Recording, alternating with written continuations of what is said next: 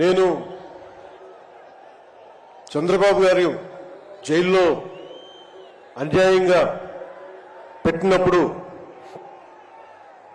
నాకు చాలా బాధ కలిగింది.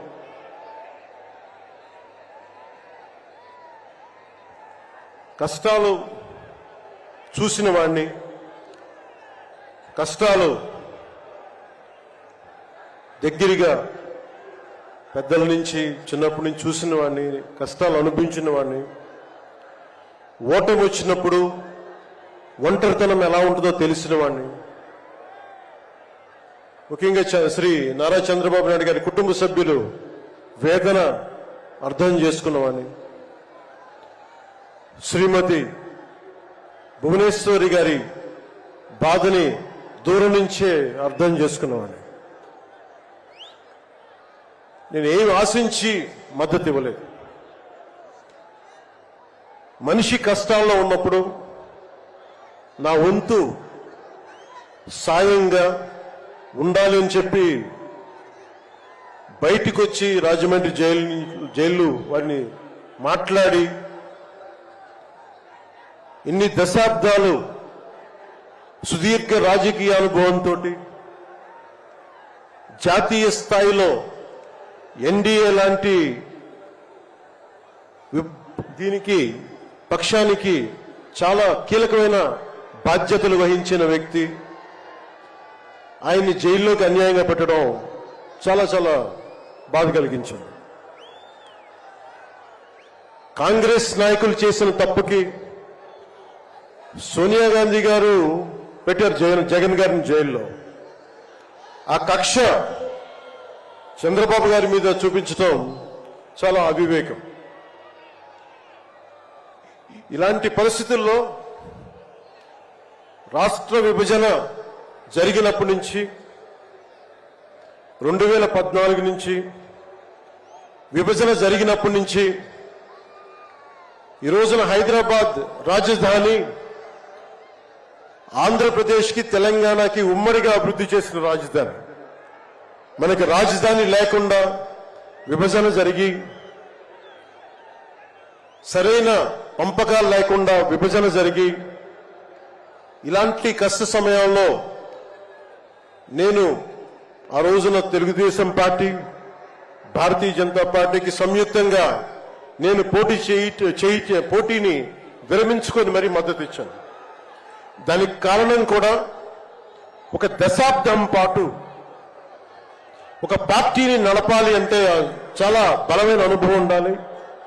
కూర్చొని అనుభవంతో భవిష్యత్తులో పార్టీ చాలా అవసరం అని చెప్పి నేను ఒక దశాబ్ద కాలం పాటు ప్రత్యక్ష రాజకీయాల్లో ఉందాం అని ఆలోచించి ఆ రోజున తెలుగుదేశం పార్టీకి మద్దతు తెలిపాం. ప్రభుత్వం వచ్చింది ఆ రోజున. దురదృష్టవశాత్తు చిన్న అభిప్రాయ భేదాలు కావచ్చు, కమ్యూనికేషన్ గ్యాప్ వల్ల కావచ్చు 2019లో అది ముందుకు తీసుకెళ్ళలేకపోయాం. ఆ తీసుకెళ్లలేని లోటు, దాని తాలూకు రియాక్షన్ వైఎస్ జగన్ ప్రభుత్వం వచ్చేసింది. నేను ఏ రోజున కూడా ఒక దశాబ్దం కాలం పాటు చాలా సుదీర్ఘమైన అనుభోగిలో రాజకీయాలకు ఈ ఆంధ్రప్రదేశ్కి కావాలి. నా వంతు కృషి నేను మద్దతు ఇద్దామని ఆ ప్రయత్నంలో మనం మిస్ అయ్యాం. దాన్ని ఈ 2024 మనం ప్రభుత్వాన్ని స్థాపిస్తున్నాం, మార్పు తీసుకొస్తున్నాం, జగన్ని ఇంటికి పంపించేస్తున్నాం. నేను వింటుంది 25 మంది ఎమ్మెల్యేలని మార్చారు, ఇంకొక 80 మంది, మొత్తానికి కలిపి 80 మంది ఎమ్మెల్యేలు మారుస్తున్నారని నేను వింటా ఉన్నాను. మార్చాల్సింది ఎమ్మెల్యేలు కాదు, ఈ రాష్ట్ర ముఖ్యమంత్రి జగన్.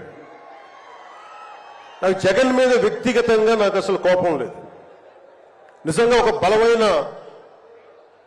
ఆధిక్యతతోటి ముఖ్యమంత్రి అయ్యి ప్రభుత్వానికి, ప్రజలకి ప్రభుత్వాన్ని సమర్థవంతంగా నడిపి ప్రజలకి మేలు చేయాల్సిన వ్యక్తి కూల్చివేతలతో మొదలుపెట్టాడు.